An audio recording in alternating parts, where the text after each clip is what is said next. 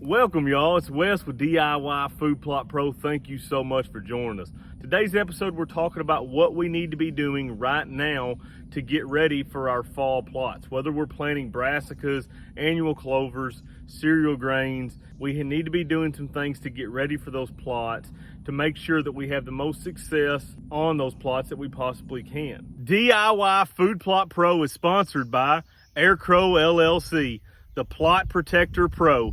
Keep whitetails and other animals out of your food plots with the Plot Protector Pro.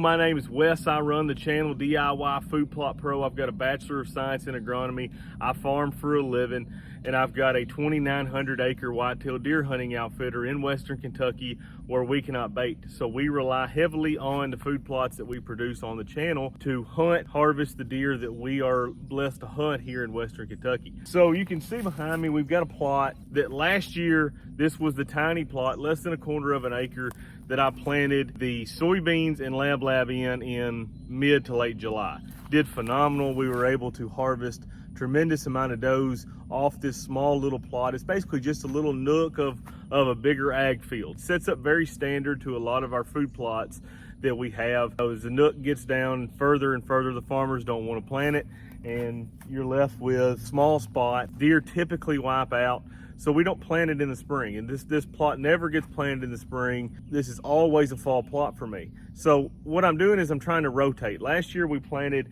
soybeans and lab here. This fall, we're gonna go ahead and plant brassicas in here. So a couple of things that we need to do to kind of get ourselves ready for this brassica plot that we're gonna plant. As many folks who don't plant a lot of spring plots, or maybe we were aiming to and we just didn't get time, and we walk out into our food plot and this is what it looks like right now. We haven't done anything to this plot period this year. No spray, no bush hog, no nothing. I get asked this question a tremendous amount of times. Wes, am I better off to go ahead and bush hog? Am I better off to go ahead and spray? Do I need to try to disc? What's the best route to take this and turn it into a beautiful food plot? A couple of things that we need to kind of understand on this. Farmers can get away with a lot of different things because they have bigger equipment, okay? So this is very poor soil. It's very rocky, clay ground, not very good ground at all. Basically what I'm getting at is this dries out hard as a rock in late summer. And like we're in right now, we're in a little bit of a dry patch, and I guarantee you this ground is hard as a rock. If I'm coming out here with a 4-foot disc pulled behind on my Ranger or a four-wheeler, I'm not gonna do anything, especially with all this vegetation.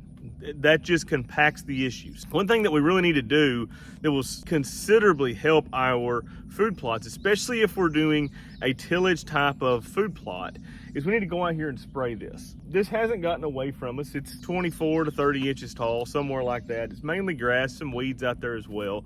We'll come out here with an application of Roundup, and if we have some weeds out here that are resistant, such as pigweed, mare's tail, something like that, we throw a little 2,4-D in there as well. And the only thing with 2,4-D you have to be a little careful of is there's a plant back period on 2,4-D.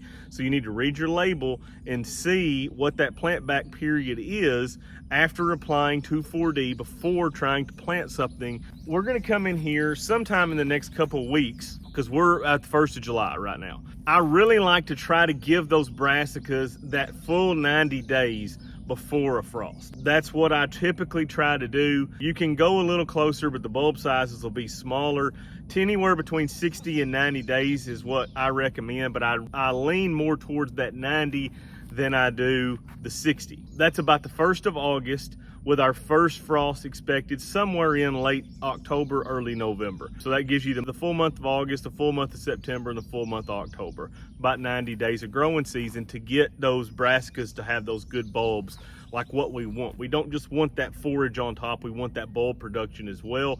That feeds the whitetails longer in the wintertime if we get that bulb. That gives them another food source. We don't want to be putting any of our nitrogen down right now. So brassicas are gonna need somewhere around 100 pounds of nitrogen per acre to do their thing. We don't want to be putting that down because nitrogen's just gonna wash away. We want to do that about 3 or 4 days before planting, or a couple of weeks after it's emerged. Ideally right before a rainstorm when the brassicas are dry. That's the very best time. You have a lot less nitrogen volatilization at that point, but I like to do everything beforehand. Don't like to burn anything. What I consider that is whitetail food. So there are different ways of doing things on all these plots. If you watch enough of my channel, you're gonna see that I am not a big believer in this is the way that it ought to be done and this is how it is, period. There's a ton of different ways you can do things. So I'm gonna go ahead and share what we need to do for the cases for everybody out there. For a conventional tillage piece of equipment, okay, so we're gonna plant this in brassicas, but we're gonna work it up with a disc, a tiller, something like that. We're gonna work the soil. I would wanna come in here sometime in the next 2 weeks and burn this down with an application of Roundup 2,4-D, like I said, and let that be killing this stuff off. What happens is when we get into summer, we don't have near the weed pressure that we had earlier in the spring. Pre-emergents are not nearly as big a deal in the fall, in my opinion, as they are in the spring. The spring, I'm gonna use pre-emergents, period, no question about it. But during the fall, I'm not using pre-emergents. I don't need them. I'm gonna go in here, I'm gonna spray this with Roundup and 2,4-D if there's any Roundup resistant weeds that I know of that are in here, about a month or so before planting time. That is so key in this. If you can have a clean plot, your small equipment can do so much better. If you're trying to work through 3 foot tall of grass, 3-4 foot disc is not gonna do anything. You're just gonna sit there and you're gonna have to disc and disc and disc and go around and around. And you're gonna spend 5 to 10 hours trying to get a half acre ready because you're just not working the ground enough going through all that vegetation that's on top. When the vegetation has been dead for about a month, it's amazing the difference. Okay, in the summertime, when you go out and spray, basically what that doing is starving the plant. So the plant just dries up, and it dries up super duper fast. Doesn't take long at all for this plot to be able to be worked. So that's what I would do if I was working it. If I was no-tilling, what would I do? I would wait right up until I was going to plant. I would use this ground cover for my advantage, because when I get this mat of this grass falls over and dies, that makes it much more difficult for any seeds there to germ through that. So if I was drilling this, I would come in about a week ahead of time if I was just using Roundup, and I would just spray it.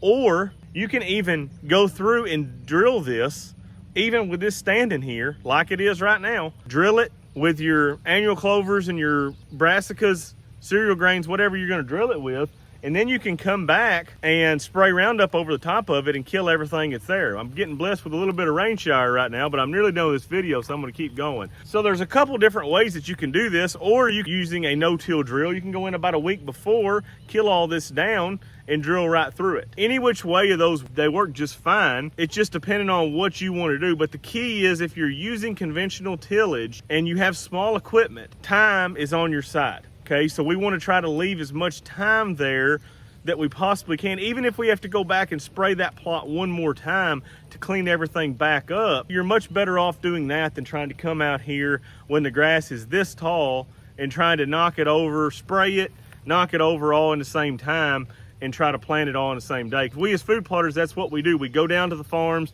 we need to plant today. So we're gonna take our sprayer, we're gonna take our disc, and we're gonna try to do every single bit of it and seed all in one day and be done with it. You can do that a whole lot better if these plots are ready for you. If they're not ready for you, like this one is right here, and you have small equipment, oftentimes that means it's gonna be a failed plot. You're not gonna get a good stand. Very, very difficult. You don't get a good kill because you just bush hogged it. Then all of a sudden you got grass and you got weeds that are competing with your brassicas. There's preparation is key to having successful food plots, and that is definitely the case with these fall plots. So if you're planting those fall plots, it's a good time now to get out, spray that ground, and keep it clean. Make your life so much easier come mid-August when you're getting ready to put these things in the ground, and you'll have a much better chance of having a more successful food plot. So thank you guys so much for watching. I really appreciate it. Y'all smash that like and subscribe button.